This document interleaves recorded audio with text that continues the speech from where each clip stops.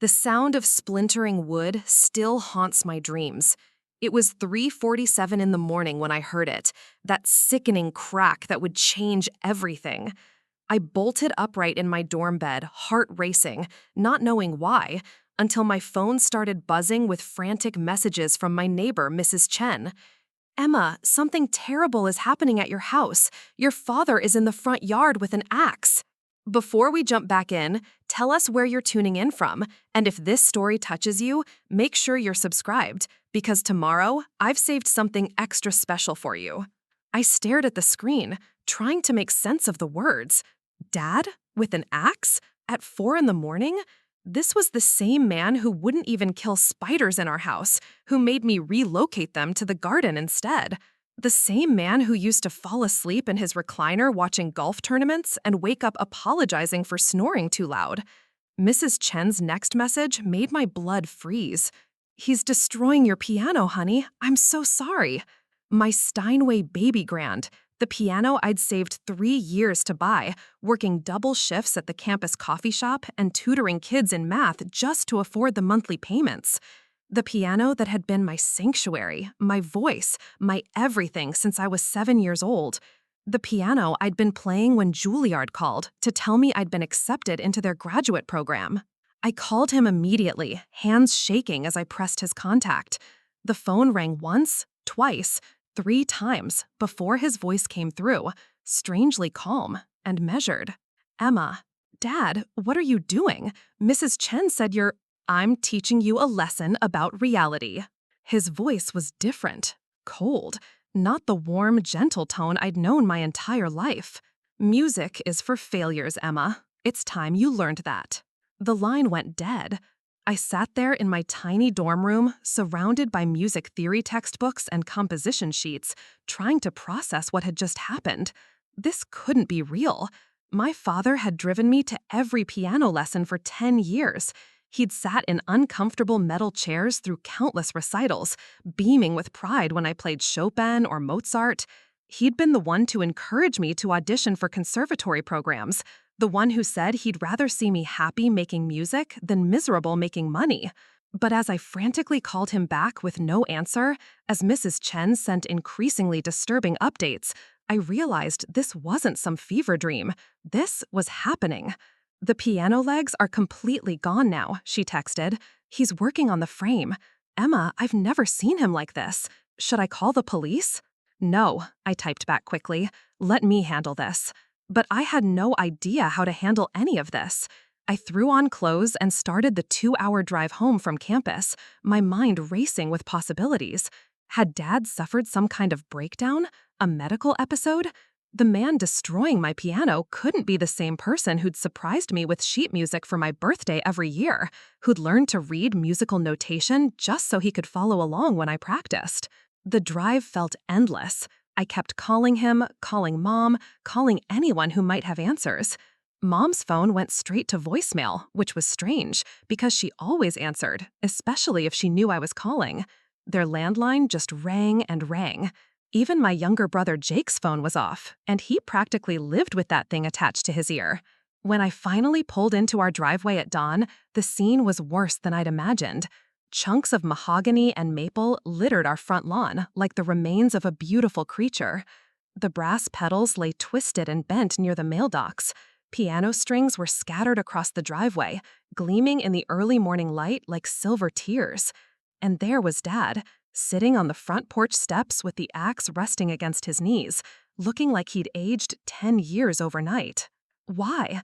It was the only word I could manage as I got out of the car. He looked up at me with eyes I didn't recognize. "Because I love you too much to watch you waste your life." Waste my life? Dad, I got into Juilliard, full scholarship. Do you understand what that means? I understand that 95% of music majors never make a living wage from their art. He stood up slowly, like his bones hurt. I understand that you're 22 years old and you've never had a real job. I understand that your mother and I have enabled this fantasy long enough. Fantasy? The word hit me like a physical blow. Every competition I'd won, every masterclass I'd completed, every hour I'd spent perfecting my technique, All of it dismissed as fantasy. Where's Mom? Where's Jake? Your mother is visiting her sister in Portland. Jake's at his friend's house. This conversation needed to happen between us.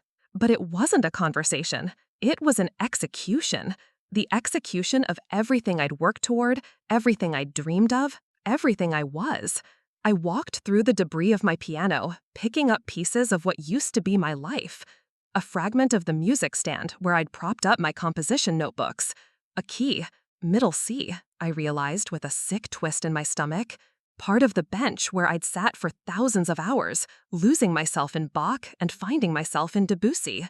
I'm calling Mom, I said. Your mother agrees with me. We discussed this extensively while you were away at school, living in your bubble of musical theory and impractical dreams. I didn't believe him. Mom had been my biggest cheerleader, the one who'd suggested I apply to the most prestigious programs, the one who'd always said that talent like mine was a gift that shouldn't be wasted. But when I called her, her phone was still going to voicemail. This is intervention, Emma. Tough love. You'll thank me someday when you have a stable career and a retirement fund, instead of calloused fingers and an empty bank account. I looked at my father, really looked at him, and saw a stranger. The man who'd built me a soundproof practice room in our basement, the man who'd driven me to auditions in 3 different states, the man who'd cried when I played his favorite piece, Claire de Lune, at my high school graduation party. I don't know who you are, I whispered. I'm your father. And sometimes fathers have to make impossible choices to save their children from themselves. The axe gleamed in the morning light, still flecked with fragments of my destroyed dreams. I couldn't stay here. I couldn't look at the wreckage anymore, couldn't reconcile this cold stranger with the father I thought I knew. I'm going back to school. Good. Change your major to something practical. Business, accounting, computer science, something that will pay the bills. I drove away without another word, watching our house disappear in my rearview mirror along with 22 years of love and trust and everything I'd thought was solid in my world. But as I drove, something hardened inside me, a resolve I'd never felt before. My piano was gone, but my hands still remembered every piece I'd ever learned. My fingers still carried the muscle memory of 10,000 hours of practice. And somewhere in New York City, Juilliard was waiting for me, full scholarship intact. Dad thought he was teaching me about reality, but he'd actually taught me something else entirely, that sometimes the people who claim to love you the most are the ones willing to destroy you to prove their point, and sometimes you have to save yourself. The next 3 weeks at school felt like living in a fog. I went through the motions of attending lectures, but the words bounced off me like rain on glass. My friends noticed immediately that something was wrong, especially Marcus, who'd been my study partner in advanced harmony since freshman year. He kept asking why I looked like I hadn't slept, why I'd stopped eating lunch with everyone, why I flinched every time someone mentioned going home for the weekend. I couldn't tell them the truth. How do you explain that your father destroyed the one thing that defined you? That the man who taught you to believe in your dreams had taken an axe to them in the middle of the night? Instead, I made excuses about being stressed about graduate school applications, about family finances, about anything that wasn't the whole humiliating truth. But the silence was eating me alive. Every night, I'd lie in bed and replay that morning over and over. The sound of splintering wood, Dad's cold voice on the phone, the way he'd looked at me like I was a stranger, like everything we'd shared for 22 years meant nothing. I tried calling Mom repeatedly, but her phone stayed off. When I finally reached Jake 3 days later, he sounded confused and evasive. I don't know what's going on, Em. Dad just said you guys had a disagreement about school stuff. Mom's been crying a lot, but she won't talk about it. Jake, he destroyed my piano with an axe at 4 a.m. There was a long pause. That doesn't sound like Dad. That's what I thought too. But when I pressed him for more details, he clammed up, said Dad had asked him not to discuss family business with me until things settled down. My own little brother, choosing sides, and it wasn't mine. The isolation was suffocating. I stopped going to the practice rooms because hearing other students play made my chest tighten with grief. I avoided the music building altogether, taking the long way to my other classes so I wouldn't have to walk past the Steinway Grands in the main hall. It was Professor Martinez who finally cornered me. She taught my advanced performance class and had been one of my strongest advocates for graduate school. She pulled me aside after a lecture I'd barely attended, her expression serious. "Emma, you missed your lesson yesterday. That's not like you. And frankly, you look terrible." I tried to brush her off with the same excuses I'd been giving everyone, but she wasn't buying it. "Listen, I've been teaching for 30 years. I know when a student is struggling with technique and when they're struggling with life. This is life. What's going on?" Something about her directness broke through my defenses. Before I knew it, I was telling her everything. The axe, the piano, Dad's cold dismissal of everything I'd worked for. She listened without interrupting, her expression growing more concerned with each detail. "Emma, have you considered that this might not be about your music at all?" "What do you mean?" "In my experience, when someone lashes out this dramatically, especially someone who's been supportive before, there's usually something else going on. Financial stress, health issues, marital problems. People don't just flip a switch and become different people overnight." I wanted to believe her, but the image of Dad sitting calmly on the porch steps with that axe was burned into my memory. He seemed so sure of himself, like he'd been planning it. Or like he was trying to convince himself as much as you. Professor Martinez suggested I contact the Family Counseling Center on campus, but the idea of talking to a stranger about this felt impossible. Instead, she offered something else. "There's a community center downtown that has practice rooms. They're not Steinways, but they're decent uprights.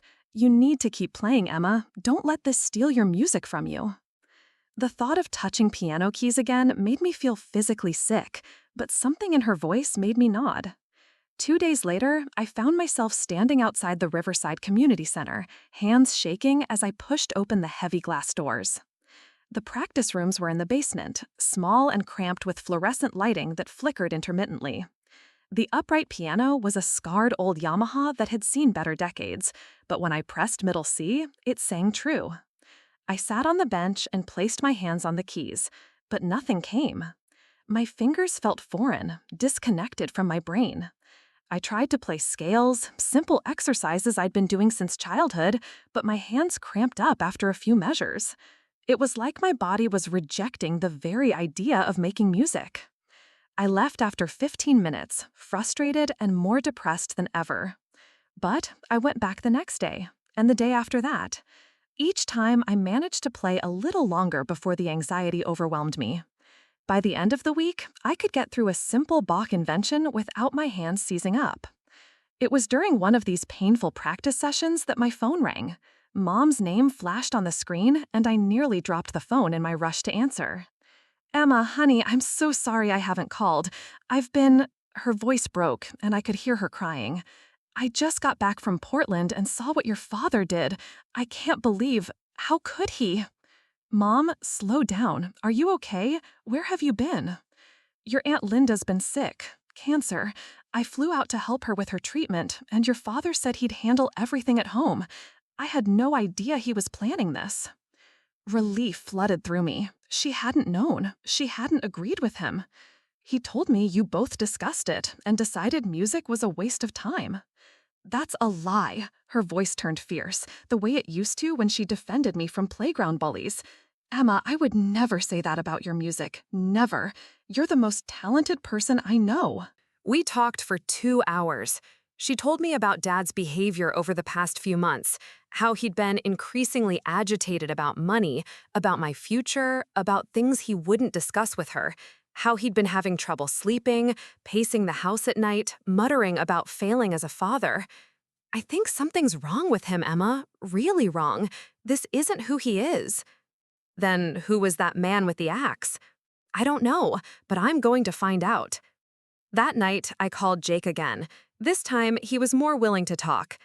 "Dad's been weird for months, Em. Like, really weird. He keeps talking about how he needs to prepare us for the real world, how Mom and I are too soft on you. He's been reading all these articles about student debt and unemployment rates for arts majors. That doesn't explain destroying my piano. No, but yesterday I found a bunch of papers in his office, medical bills, for tests and stuff, and there was this pamphlet about early onset dementia. My blood went cold. What kind of tests? I don't know. Brain scans, I think? What if Dad's sick? Like, really sick, and that's why he's acting crazy? I sat in my dorm room, staring out at the campus quad, where students were throwing frisbees and studying under trees, living normal lives, where fathers didn't destroy pianos and families didn't fall apart overnight. If Dad was sick, if there was something wrong with his brain, then maybe the man with the axe really wasn't the father I'd known my whole life. Maybe Professor Martinez was right, and this wasn't about my music at all. But that didn't bring my piano back. It didn't undo the words he'd said or the trust he'd shattered, and it didn't answer the bigger question that was keeping me awake at night. Even if he was sick, even if this wasn't really him, how was I supposed to move forward from here? The Juilliard acceptance letter was still pinned to my bulletin board, a constant reminder of the future I'd worked toward. But every time I looked at it, I heard Dad's voice saying music was for failures. I was starting to wonder if maybe he was right.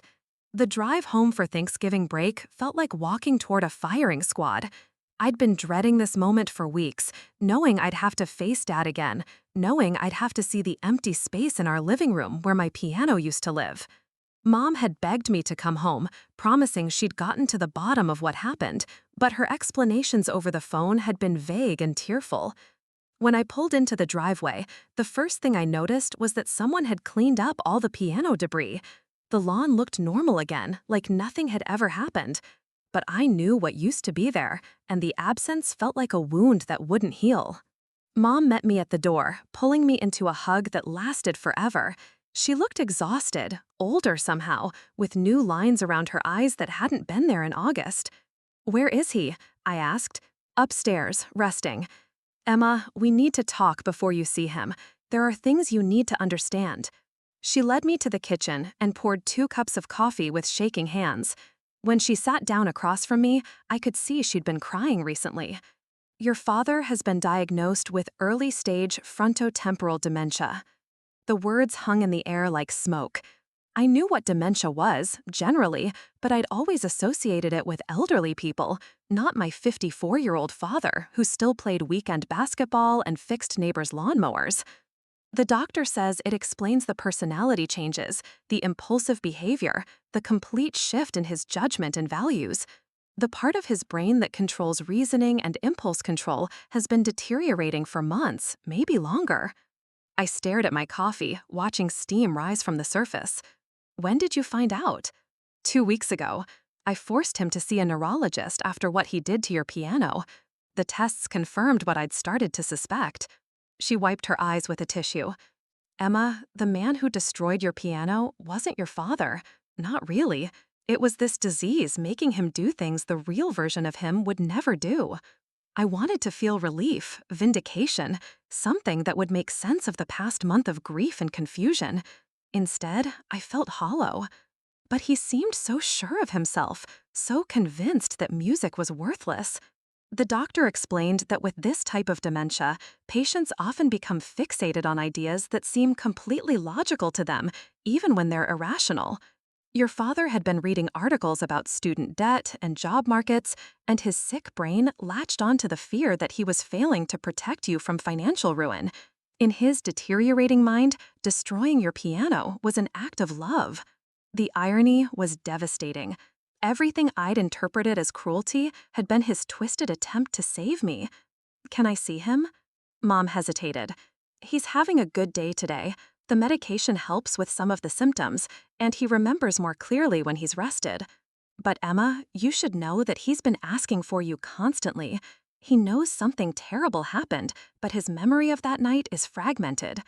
I climbed the stairs to my parents' bedroom, each step feeling heavier than the last. Dad was sitting in the reading chair by the window, the one where he used to grade papers when I was younger. He looked up when I entered, and for a moment, his face lit up with the familiar warmth I remembered. "Pumpkin, you're home early for Thanksgiving."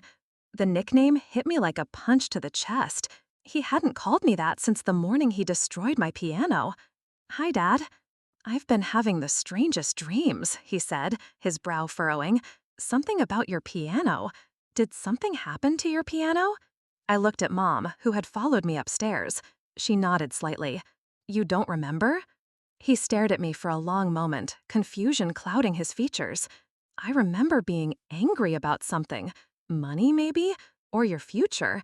But the details are—" He pressed his palms against his temples. "It's like trying to grab smoke. Dad, you destroyed my piano with an axe. You said music was for failures." His face crumpled like I'd slapped him. No, no, I would never say that. Music is your gift, Emma." Preparing and narrating this story took us a lot of time, so if you are enjoying it, subscribe to our channel. It means a lot to us. Now back to the story. "It's the most beautiful thing about you. But you did say it. You did do it." He stared at me, tears streaming down his face. "I'm sick, aren't I? That's what the doctors have been saying. There's something wrong with my brain." I sat on the edge of the bed, close enough to touch him, but not quite bridging that distance yet. "Mom says you have dementia." "I'm going to forget you," he whispered. "I'm going to forget everything that matters." "Not yet. You haven't forgotten yet." "But I already have, haven't I? I've already done something terrible that I can't remember clearly." We sat in silence for a while, both of us crying. This was my father, the real one, trapped inside a brain that was betraying him. The man who destroyed my piano was a stranger wearing his face, but this broken, apologetic person in front of me was the dad who'd driven me to piano lessons and cheered at my recitals. "I need you to know," he said finally, "that everything I ever told you about your music was true. You have a gift that most people spend their whole lives wishing for. Promise me you won't let my sickness take that away from you." I haven't been able to play properly since that night. Every time I touch a piano, I hear your voice saying music is for failures. "That wasn't my voice, Emma. That was the disease talking." He reached for my hand, and I let him take it. "The real me is sitting here right now, telling you that music is your calling. Don't let the sick version of me win." That evening, Mom showed me the medical reports and research she'd been collecting about frontotemporal dementia. The prognosis wasn't good. Dad would continue to decline, losing more of himself with each passing month. There would be more episodes of poor judgment, more personality changes, more moments when the disease made him do things that went against everything he truly believed. "The doctors say we might have 2 or 3 years before he needs full-time care," Mom said. "I want those years to count for something." "What about Juilliard?" She looked at me seriously. "What about it? I can't move to New York knowing Dad is sick. I can't leave you to handle this alone. Emma Catherine Rodriguez, if you turn down Juilliard because of this, I will never forgive myself." Her voice was fierce. "Your father is sick, but I'm not. I can handle his care. What I cannot handle is watching his disease rob you of your dreams too." That night, I went down to the basement where my practice room used to be. Dad had soundproofed it himself, installing carpet on the walls and ceiling so I could play at any hour without disturbing neighbors. Now it was just an empty room with carpet squares and the ghost outline of where my piano bench used to sit. But in the corner was something I'd forgotten about, my old keyboard from high school, the one I'd used before I could afford the Steinway. It was a cheap digital piano, but it had weighted keys and could still make music. I plugged it in and sat down on the folding chair that had replaced my bench. My hands found the keys tentatively, the way you might touch something you're afraid will burn you. I started with scales, simple and methodical. Then a Bach invention, one of the first pieces I'd ever learned. My fingers remembered the patterns, the way the melody wove between my hands like a conversation. For the first time in weeks, I felt like myself again. As I played, I heard footsteps on the basement stairs. Dad appeared at the bottom, moving slowly but steadily. He stood in the doorway listening, a small smile on his face. "That's my girl," he said softly. "That's my musical girl." When I finished the piece, he applauded quietly. "Play something else," he requested. "Something you wrote." I'd been working on a composition before everything fell apart, a piece inspired by the way morning light filters through the music building windows. I played it for him now, letting my fingers find their way through the melody I'd been too heartbroken to touch. "Beautiful," he said when I finished. "Absolutely beautiful. You're going to do amazing things in New York." "Dad, I don't think I can leave you." "You're not leaving me, Pumpkin. You're taking me with you. Every time you play, every time you create something beautiful, I'll be there in the music." We stayed in that basement for 2 hours, me playing everything I could remember, him listening with the pure joy of a father watching his daughter do what she was born to do. It was like the piano destruction had never happened, like the sick version of him was just a bad dream we'd both had. But I knew it wasn't that simple. The disease was real, and it would take more from him, from all of us. There would be more episodes, more moments when he became someone we didn't recognize. The difference was that now I understood who the real enemy was. It wasn't my father.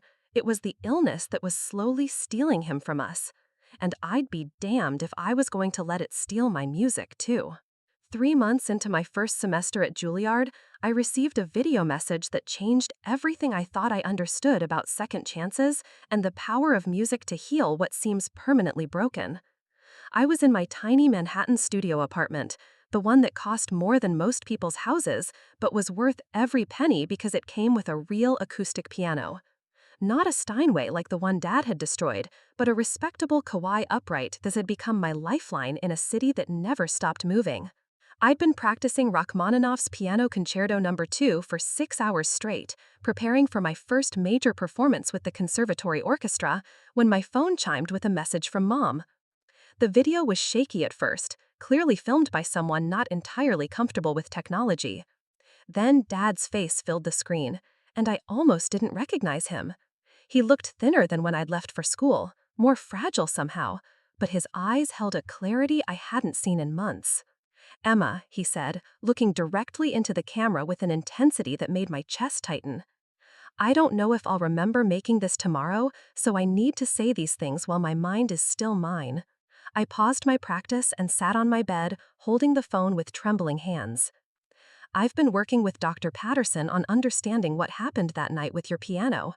The medication has been helping me piece together memories, and I need you to know that everything I did came from a place of terror, not logic." He paused, seeming to gather his thoughts. "The disease makes you afraid of everything you can't control. And your music, your incredible talent, felt like the most dangerous thing in the world because I couldn't protect you from the uncertainty of an artist's life. In my sick mind, destroying your piano was like pulling you back from a cliff edge. I thought I was saving you." Tears were streaming down my face as I watched my father struggle to explain the unexplainable. "But here's what the real me knows, Emma. The me that taught you to ride a bike and cheered at every recital and cried when you played Debussy for the first time. You were never meant for a safe life. You were meant for a magnificent one. Music isn't just what you do, it's who you are. And I'm so proud that nothing, not even my own sickness, could take that away from you." The video shifted, and I could see Mom in the background, crying as she held the phone steady. "I have something else to tell you," Dad continued. "Dr. Patterson says I have maybe 18 months of good time left before the disease progresses to a point where I won't be me anymore. 18 months of being your father instead of being this illness. I want to spend every one of those months making up for what I took from you." The video ended abruptly, but there was a second message, this one much longer. When I opened it, I saw something that made me gasp out loud. It was footage of our living room, but not as I remembered it. Someone had set up a camera in the corner, and in the center of the room sat a piano. Not just any piano, but a concert grand that gleamed under the living room lights like a black mirror. Dad sat at the bench, his hands hovering over the keys, looking nervous and determined at the same time. "I can't give you back your Steinway," his voice came from behind the camera, "but I can give you something else. I spent the last 3 months learning to play piano." My heart stopped. Dad had never played an instrument in his life. He could barely carry a tune when he sang Happy Birthday. What followed was the most beautiful and heartbreaking thing I'd ever witnessed. His fingers found the keys hesitantly, pressing out a melody I recognized immediately. It was Fair Elise, but not the complex, flowing version most people knew. This was simplified, arranged for a complete beginner, but played with such love and concentration that it sounded like the most sophisticated piece ever composed. His technique was terrible, his rhythm was inconsistent, he hit wrong notes and had to start over twice. But he played the entire piece, all 3 minutes of it, with the same determination he'd once brought to destroying my dreams. When he finished, he looked up at the camera with tears in his eyes. "I know it's not very good," he said, "but I wanted you to see that it's never too late to learn something beautiful. I wanted to understand what you feel when you touch those keys, what it means to create music instead of destroying it." The video continued with him talking about the piano lessons he'd been taking with Mrs. Henderson, the same teacher who'd taught me when I was 7.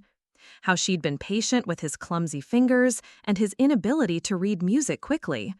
How practicing had become a form of meditation that helped calm the chaos in his deteriorating mind. Music isn't for failures, Emma.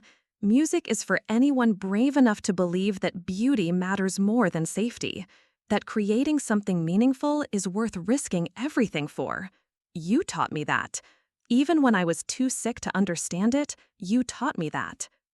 I must have watched that video 50 times that night. Each viewing revealed new details. The way Dad's face lit up when he played a passage correctly, the sheet music propped up on the piano, covered in his careful handwriting, the metronome on top of the piano that he'd clearly been using to keep time. But it was the final minute of the video that broke me completely. "I want you to come home for Christmas," Dad said. "Not because you feel obligated, but because I want us to play together. I've been learning the bass line to some of the pieces you used to practice, the simple ones. I thought maybe we could make music as a family one more time before—" He didn't finish the sentence, but he didn't need to. The next day, I called Professor Martinez and asked for an extended Christmas break. I needed to go home, not just to visit, but to understand what it meant to have a father who was fighting a losing battle against his own mind and using music as his weapon of choice. When I arrived home 2 weeks later, the house felt different. The anger and confusion that had permeated everything during Thanksgiving was gone, replaced by something I could only describe as purposeful peace. Dad was waiting for me in the living room, sitting at the beautiful concert grand that now dominated the space where my old piano used to live. "Do you like it?" he asked, running his hands over the polished surface. "It's not exactly like your old one, but the man at the music store said it had excellent tone quality." I sat beside him on the bench, the same way I used to when I was little, and he would listen to me practice. "Dad, you didn't have to buy a new piano." "Yes, I did," he said firmly. "I destroyed something precious, something that belonged to both of us. I had to replace it, not just the instrument, but what it represented." Over the next week, we played together every day. Simple pieces at first, him taking the bass clef parts while I handled the melody. His progress was remarkable for someone who'd only been playing for a few months, though I could see how much effort each note required.